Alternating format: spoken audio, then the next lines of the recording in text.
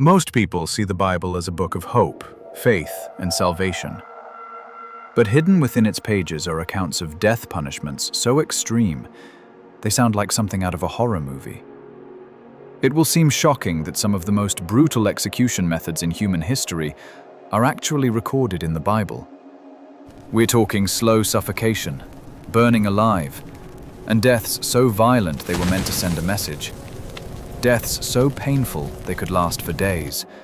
And the worst part, some of these were considered justice, even by God. In ancient times, justice wasn't about prison sentences, it was about making an example. Strict laws were enforced in the harshest way possible to maintain order and discourage wrongdoing. Over time, both religious laws and human actions led to some of the harshest punishments ever recorded. Today, we're breaking down 5 of the most horrifying execution methods recorded in the Bible, how they were carried out, who suffered them, and why they were used. But be warned, some of these are not easy to hear. Crucifixion. Let's start with one of the most infamous executions ever, crucifixion. Made famous by the death of Jesus Christ, this Roman execution method isn't just punishment, it is prolonged torture. At first glance, it looks simple: nails, a cross, and a body. But the real horror was the brutality of crucifixion. When crucified, a person is nailed to a cross with their arms stretched apart on either side and their feet together, or with their hands stretched upwards, nailed together, and their feet downwards, pinned together. And here's where it gets horrifying. You didn't die from the nails. You died because you couldn't breathe. Your body's weight is hanging only on the nails through the feet. Every breath required pushing your broken body upwards, using torn muscles. Again and again and again. Until your strength gave out.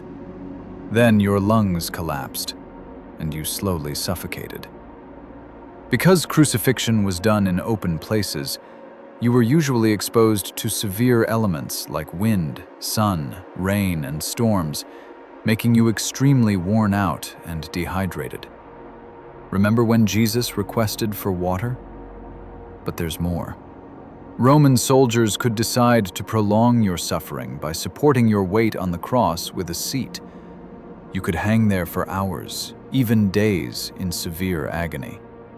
On the other hand, if they needed to hasten death, they would break your legs just below the knees with a blunt instrument, killing you quickly with respiratory failure from embolism.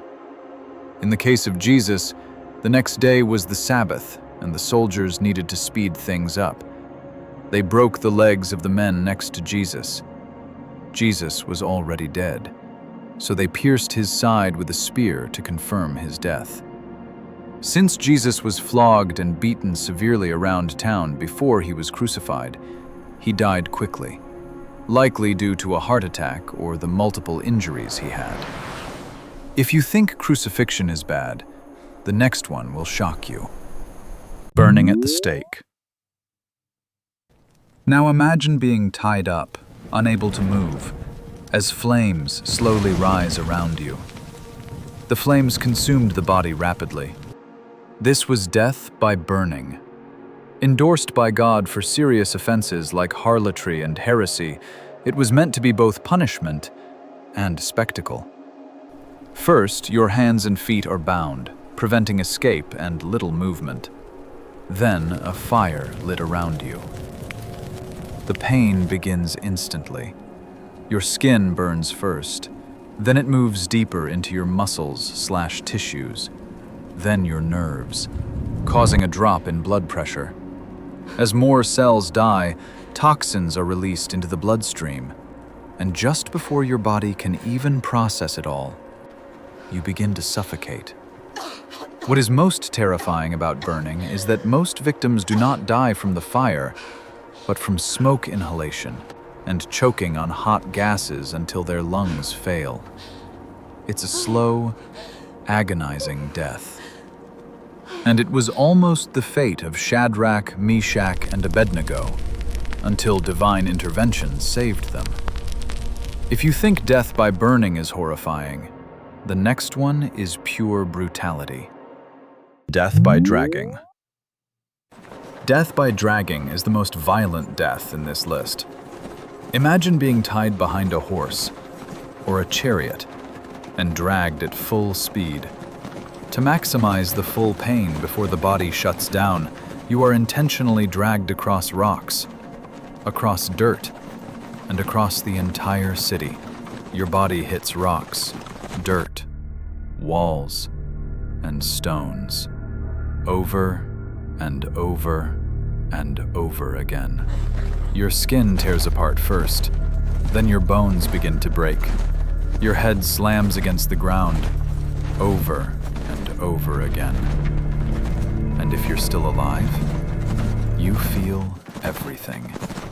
Tragically, there are numerous ways to die from dragging. Open wounds on the skin are very susceptible to infection from dirt and bacteria. The head is particularly vulnerable to impacts against hard surfaces, stones, or walls, leading to concussion, skull fractures, and brain injuries. Death speeds up if you become unconscious and unresponsive. Severe compression of the chest and abdomen causes internal organs like the lungs, spleen, and kidneys to be damaged. Obstruction of the airway by dust or debris can lead to asphyxiation. Prolonged exposure to extreme cold or heat contributes to death through hypothermia or hyperthermia. What's worse, depending on how long the dragging happens, you could find a victim with little skin left as it is pulled off the body during the dragging process. This was the gruesome death of the Apostle Mark. He was dragged through the streets of Alexandria, Egypt for 2 days straight. Even after he died, they didn't stop until his body was destroyed. They dragged him long after he had died, so that his bones were showing. The aftermath was devastating. Want some more? What comes next is even more agonizing. Stoning. Now imagine your entire community turning against you, surrounding you, and picking up stones. Not one person, not two, everyone. Stoning wasn't just execution, it was public judgment. And it was brutally simple and common. You were taken outside the city walls and surrounded by numerous people. The people pick up stones of all sizes and shapes and begin throwing them at you, in every direction. Some stones hit your arms, others hit your chest, legs, or stomach. Sometimes they hit you all at once. But the worst? The ones that hit your head. Stones hitting the head cause skull fractures and brain contusions. These injuries lead to loss of consciousness and death from brain damage.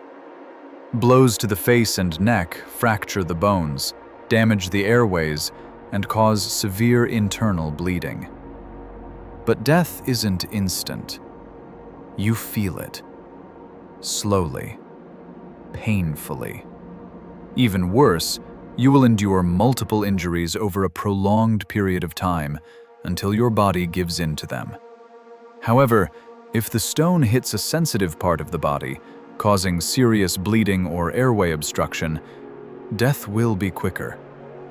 The Bible endorsed stoning for crimes like blasphemy, for women who committed adultery, witchcraft and sorcery, being rebellious to one's parents, and breaking the Sabbath.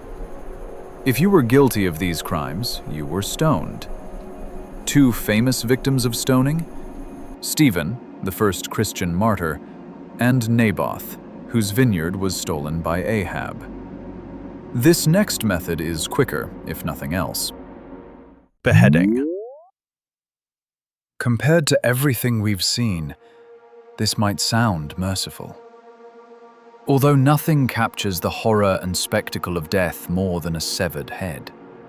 Providing the clearest, cruelest possible proof of death.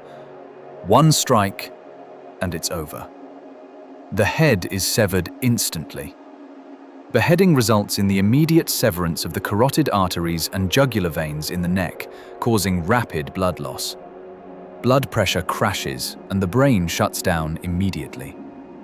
Because the spinal cord is severed, there is an immediate loss of all bodily functions below the neck, including the ability to move or feel pain. The heart beats briefly afterwards, but without the brain's regulatory signals, it soon stops. Painless death comes within seconds, but that's only if everything goes perfectly. Because if the blade is dull, or the executioner misses, it doesn't end in one strike.